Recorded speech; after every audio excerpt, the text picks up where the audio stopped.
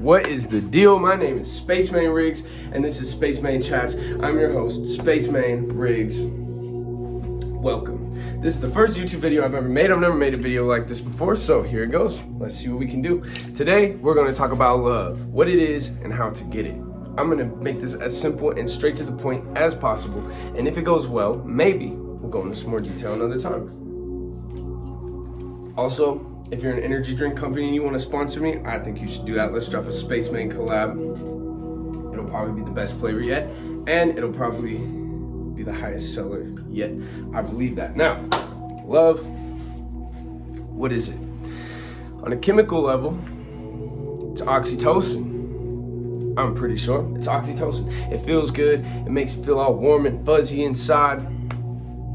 But enough of that. What is love on a more spiritual, deeper level? Well, to me, it's a state of being.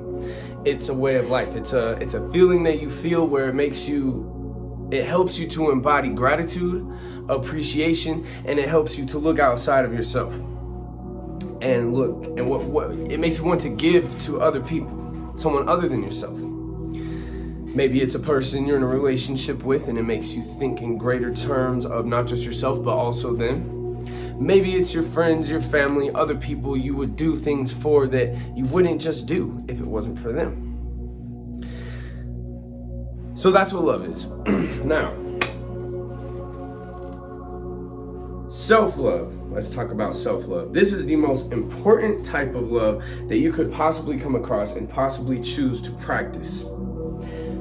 I'm sure you've heard the saying, if you don't love yourself, you can't possibly love someone else, and you can't possibly receive love from someone else. This is very true. We could get metaphysical, but we're not going to do that today. We're just keeping this as simple and straight to the point as possible. So, love, self-love. When you meet someone, and you've probably done it before, you've probably been in a relationship where you felt in love. When you do this, you experience this feeling. But if you don't have love for yourself, the relationship eventually is probably going to take a tumble. And you probably experienced this. So, how do we love ourselves first? Well, the most important step to this is you've got to create a person that you will love. Now, if you're someone that you don't respect, if you're someone that the things you do aren't something that you love about yourself and you wouldn't love them about someone else either, then of course you're not going to have self-love. Of course you're not going to feel that feeling of love for yourself, right? So there's little things you can do on a day-to-day, like, yeah, try to take care of yourself. Yeah, try to, do some little nice things for yourself. But you've got to build a foundation first. And that foundation is going to be building a person that you truly do love. Now, what you've got to do for that, look at what are qualities in other people that you love. What are qualities in other people that you want to be like? Get a notebook, write down everything that you would wish to be. Maybe that you're not already, maybe that you are on the way to becoming, and maybe some you are already. Qualities you're proud of that you already have within yourself. All right, now you don't have to become this person to be able to love yourself, right? But if you just have a vision of who you want to be, someone that is to you worth loving, which of course you're already worth loving, but this is about mechanically, how are we going to get you to love yourself? You're going to start on this journey. And that's going to help you to love yourself right then and there. Because self-love, like I said, is the most important thing possible. And too many of us just don't love ourselves enough. We don't respect ourselves enough. We don't hold strong boundaries with other people. We don't hold strong boundaries with ourselves. Now, confidence is going to be a number one tool you can use to build self-love. And the number one way to build confidence is going to be building a good rapport with yourself, building a good reputation with yourself. Now, let's say you get hired at a job, and my coworkers are going to laugh at this part, so okay, but if you're always showing up late to a job, if you're always calling in sick, if you come to work and you have a bad attitude and you complain the whole time and you don't do your fair share, you're building a poor reputation with your boss and your coworkers, and what is going to happen eventually is you're going to get fired. Now, it's the same with yourself. You have to look at your relationship you have with yourself as just any other relationship, but it's the most important relationship you could possibly have. right? If you start dating someone, if you start falling in love with someone, and you make them all these promises, and then you don't keep any of them, you tell them, hey, I'm gonna do the best I can for you. I'm gonna, do this for us and do that for us, and then you don't fulfill any of that. Your partner starts to resent you. Your partner starts to hate you. Maybe they don't break up with you right away, but maybe that's just where arguments start happening all the time unnecessarily. Maybe that's where all these, bad attitudes come in and bad energies come in. Well, of course, because you didn't uphold your end of the bargain. You didn't do what you said you were gonna do. I've been there before. I've been that person before. I think we all have. Most of us have. So it's the exact same with yourself. So when you're looking at your relationship with yourself, in order to build confidence, what you've got to do is have a good reputation with yourself. I think you get hired by a job. You show up on time every day. Again, I know my coworkers are laughing right now. You don't call in sick all the time. You do a great job. Your boss is going to start to have confidence in you. You might even get a raise, right? I know some jobs don't work like this. We're not all appreciated like that. But just for example, okay, if you start dating someone, you fulfill. Well, again, self-love is, but this is just an example. Self-love is the most important step here. So this may not always happen if you don't have self-love, but you fulfill all your promises. You do everything you said you were going to do for this person. You show up for this person in a certain way. They're going to start to have confidence in you, and the relationship is going to be better for it. Now, how to build this confidence in yourself is in that same way that you would with other people. You've got to build a good reputation with yourself. That's the most important thing you can do. First thing is first, build a good reputation with yourself. How do you do this? First, you've got to stop saying you're going to do things and then not doing them. Because if you tell yourself, all right, I'm going to get up early and go to the gym tomorrow, and then you don't do it, that's you breaking a promise to yourself, and you're going to start to see yourself as a person that does not keep their word. That drains confidence quickly, very quickly.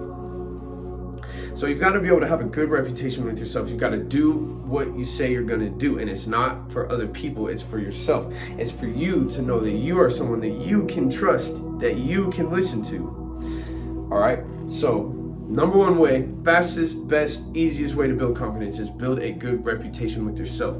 Start doing things, do the things you would want to do. Like if you want to get in the gym, just get in the gym, just go do it. Don't worry about what all the other people think. You don't have to go to the actual gym. Just do push-ups every day. Do push-ups, sit-ups.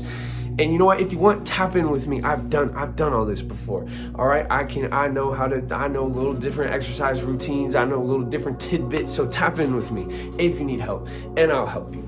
But if you're trying to lose some weight, or you're trying to just get into the shape you want to get, you got to eat right. You got to eat right. So if you keep telling yourself, oh, tomorrow I'm not going to eat any more fast food. I'm going to start eating clean tomorrow. And then tomorrow comes and you go to Chick-fil-A first thing in the morning again. Boom. You just ruined your reputation with yourself again. You see what I'm saying? You say, I'm going to stop doing this bad habit, this, that, but then you keep doing it. You're just ruining the reputation with yourself. So if you need to, stop saying you're going to do something if you're not actually ready to do it, or not do it. Now, another way to build confidence is you have to get your reps in. I'm sure you've all heard the term imposter syndrome. Well, guess what? That doesn't really exist. It exists, but it's not what you think it is. Imposter syndrome is the phenomena where you start something new, or maybe you've been doing it for a while, but you don't do it consistently enough, and you don't do it at the level that you would need to do it in order to build confidence. Once you get the reps in and build that confidence, imposter syndrome goes away. I rap, I make music, I make songs. Now, I started this when I was a goofy 13-year-old, okay, with zero confidence, by the way, about anything really.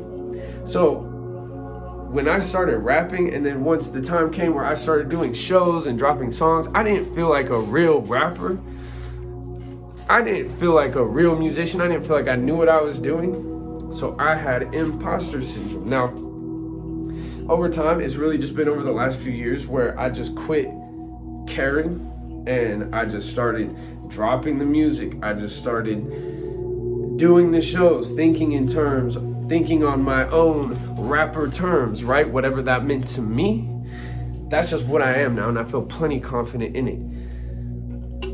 So it's all about building the reps, getting the reps, and staying consistent as possible, and building your self-image. That's going to build confidence, and that's going to build a good rapport with yourself, and that is going to eliminate imposter syndrome and it's going to get you feeling much better about yourself. Now, the more of this confidence you build, we can go into all that later. This video is about love, and confidence is going to be the first step to helping you build self-love. You've got to have a good self-image too. Now, being humble to an extent is good, but we sort of have a society where it's said you got to be so humble, maybe even like everyone hates on themselves. You got to be so humble, and there's right and wrong ways to do this, in my opinion. So hating on yourself, that's a real slippery slope. First of all, I think you should never, ever, ever hate on yourself unless it's to push yourself to do better. When there's things you know you can do better and you're not doing them, I'll hate on myself a little then. When I do some bullshit, I know I'm better than that. I didn't need to do that. That's not how I want to live my life, and I have the ability, I have the capacity to do better, and I'm just choosing not to. Then I'll hate on myself. I'll be a little hard on myself, but I wouldn't call that self-hate. I would call that arguably the highest form of self-love, because you see a better capacity that you have that you're not fulfilling. It's like a parent. You got to parent yourself. You're being disappointed in yourself, and you're telling yourself, hey, do better. Come on, what are you doing? All right, quit lacking. Don't get caught lacking with yourself. That's just embarrassing to yourself. Now, once you start building this confidence, the next step, again, is going to be self-image. You've got to have a good image with yourself. You've already wrote this list down. You've already created what you want yourself to be, who you want to be, how you want to be, and you've already started being that way on a consistent basis. Now you're building confidence. The next step is simple, but it's harder than it sounds. Stop doing things that make you hate yourself. All right, stop doing things that make you hate yourself. Don't, when you do something and then you feel ashamed of it afterwards, stop doing those things. Quit. Stop doing those things. There's a frequency chart. You can go look up frequency hertz chart of emotion. Just look up emotion frequency chart, and it'll tell you. It has this funnel. It's a colored funnel, and it tells you the frequency that different emotions actually vibrate at. The very lowest one is shame. It's either guilt or shame. I think there's shame, then there's guilt, then there's fear, then anger, all sorts of different emotions like that. Shame is the lowest vibration. Guilt is the second lowest. So when you do things that make you feel shame, you're bringing yourself down to the lowest possible frequency that you could be at. So stop doing things that make you feel shameful. And look at it this way too. Whenever you do stuff that you think nobody else knows that you're doing, whatever action it is that you're committing stays in your auric field. It stays in your energy. Now you can look at this on a energetic sort of spiritual way, or you can just look at this as a psychological fact, whichever way you choose. If we look at it as an energetic type of thing, look, let's say when you're all alone by yourself, you choose to maybe, watch a little something, have a little personal time to yourself in some type of way, and then after you kind of feel a little weird about it, you kind of feel maybe not like the best version of yourself, and you think, oh, no one else knows about it. Yeah, kind of, except that then when you go around other people, that stays in your energetic field. It stays there. So everyone's feeling it on you. Now, they might not actually look at you and think, yeah, he was watching some weird stuff, I can tell. They might not physically think that, unless they're more in tune, in which case they might. But on a psychological fact level, your actions are going to be different because you still know you did that. Okay, we all have a certain level of cognitive dissonance, right? Maybe we'll engage in some type of something over here, and then we'll think it just doesn't follow us when we go over here. It does follow you. It's always there. And your subconscious mind knows exactly what you're doing and who you are. So what I tell myself is everyone knows. Everyone knows any type of anything I engage in that I'm maybe not the proudest of. That's why I always tell myself, everyone knows. Everyone knows. So start telling yourself that, and stop doing things that you're not proud of doing and that make you feel like a lesser version of yourself. If it's not something that you would want the best version of yourself to be doing, I would say just stop doing it. It's going to help you love yourself and progress a lot faster. Now, here's another little tidbit about loving yourself is Don't let other people get you so bent out of shape. All right, I'm sure we've all been in a relationship before where there's a lot of friction, you're just rubbing each other the wrong way, and then you argue. And as a man, I've lost my temper plenty times, all right? And then yelled and, shouted and raised my voice and caused a whole conundrum and caused a whole ruckus. And what happens is I always feel like a dick after that. A dick. And also, it kind of takes the focus off of whatever the issue actually was, and it puts the focus onto, wow, I'm a dick, right? So don't let other people get you emotionally dysregulated. And it doesn't matter if it's a relationship, doesn't matter if it's your family, doesn't matter if it's your friends, or random people. Just don't let other people get you so emotionally dysregulated, because when you snap out a character like that, and boom, you go into anger mode, you don't feel like the best version of yourself. Again, refer back to that chart I told you about, emotional frequency chart. You'll see anger, it's higher than guilt and shame, but it's still pretty low on the spectrum. So when you're brought down to that anger mode, boom, you feel like a worse version of yourself. And anger is like, it's like another drug. It's like alcohol or something. You when you're under the influence of anger, you do some actions that maybe you're not the most proudest of. You might yell, God forbid you get violent or something, unless you need to. Obviously there's a time and place for that, self-defense, defending people you love, whatever, but that's not what we're talking about. We're just talking about coming out of character and causing a ruckus when you don't need to. Okay, so quit letting other people get you so bent out of shape. I just had to take a step back altogether. And I realized if I'm around someone that I'm getting so bent out of shape over, I just need to not be around that person. It's as simple as that. And yeah, it's true. Yeah, maybe you have anger issues. Maybe you need to work on that. But it's going to be a lot easier just to remove yourself from the situation that's getting you bent out of shape like that than trying to go through all this exercises and therapy over time that will over time help you. But again, just remove yourself from the situation if necessary. All right? You just got to love yourself enough to do that.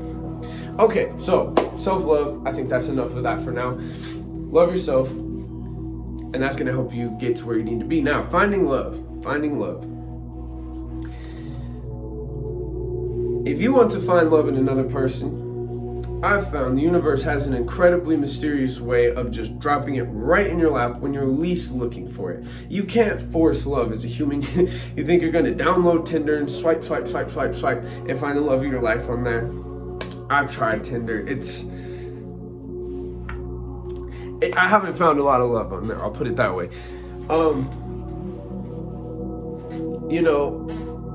The more desperate you feel for love,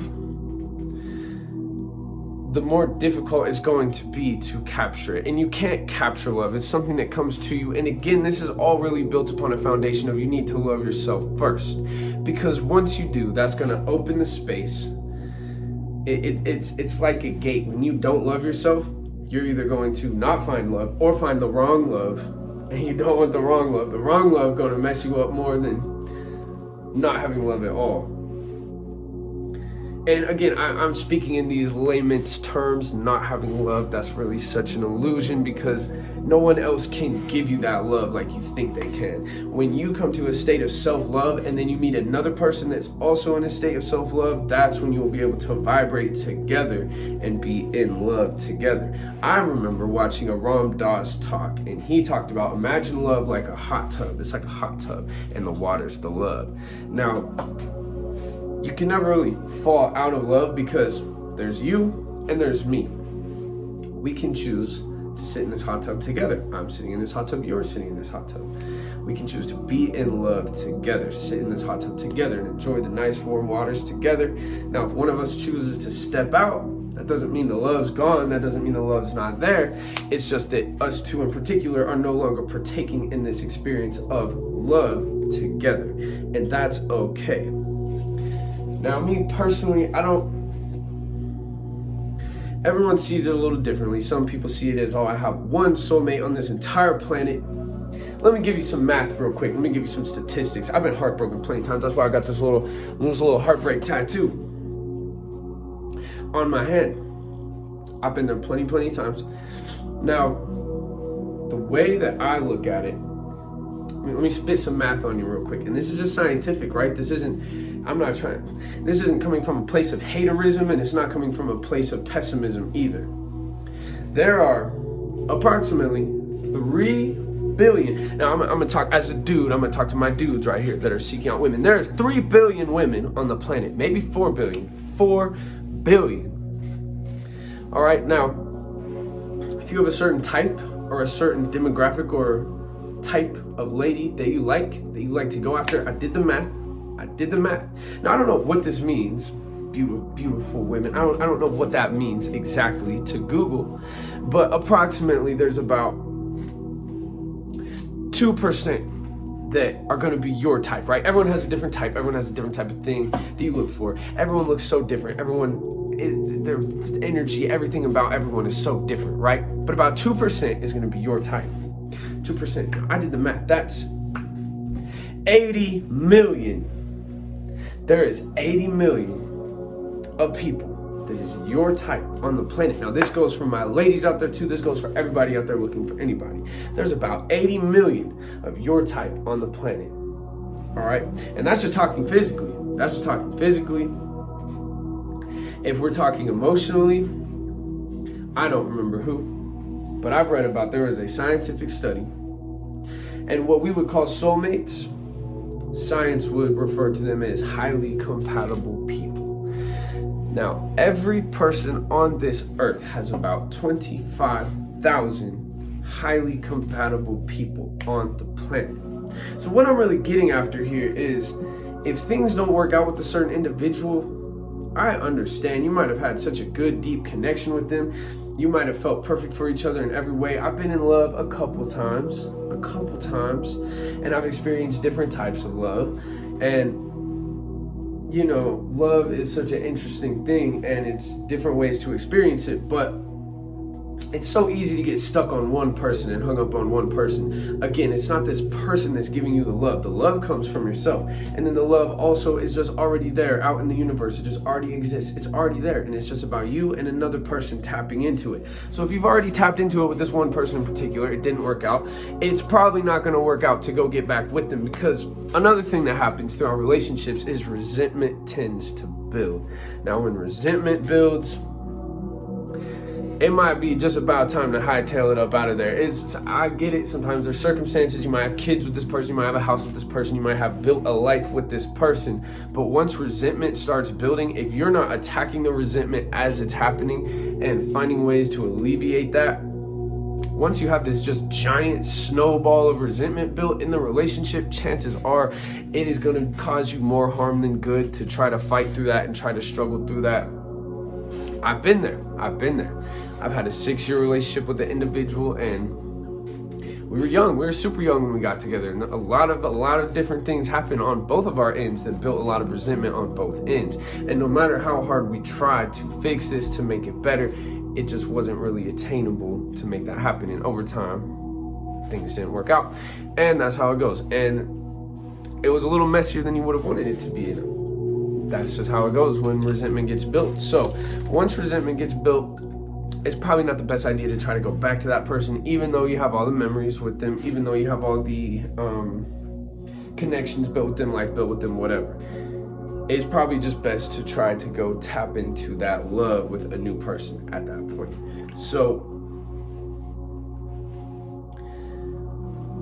love. I think that's all I have on that topic for right now. But love yourself first. That is by far the most important, and I tried to make that the biggest point in this entire video, because that's absolutely the most important thing. Love yourself first. Figure out how, find that love within yourself every single day possible if you can. And then when you do tap into that love with a new person, make sure you continue to love yourself. Okay, we'll end the video off with this. In relationships, a lot of people tend to start to let themselves go. Love can kind of be like a drug when it's from another person, right? You get attached to this other person. They're giving you this feeling of this love that you like. It's nice. And you can tend to let your self-love slip by the wayside a little bit. Self-love is a continuous practice. You've got to practice it every single day. If you're trying to look your best, Think of how you were when you met your partner. You might have been going to the gym or working out. You might have been trying really hard in a lot of areas of your life, maybe your work, maybe your career, maybe you were learning new things, maybe you were going to classes, doing things like this, maybe you were your energy was very go, go, go, we're getting it, we're going up, right? And then you meet somebody, and somewhere along the way, you tend to get a little comfortable because you start to prefer the feelings that they're giving you, the chemicals that they're making go off in your body to feel good, this oxytocin, this serotonin, dopamine, this love feeling. So you start to give that priority over all the things you were doing for yourself, which gives us the self-love category. And over time, what happens is, let's say you stop trying so hard at work, you're trying to get off early to go spend time with this person. Let's say you start spending less time with your friends because you're trying to give this person priority. Let's say you quit going to the gym so much because you don't want to wake up early. You want to stay in bed and cuddle with this person and just enjoy the morning with them. You just stop trying in all these areas. You're going to lose the spark that you had, that they fell in love with you to begin with.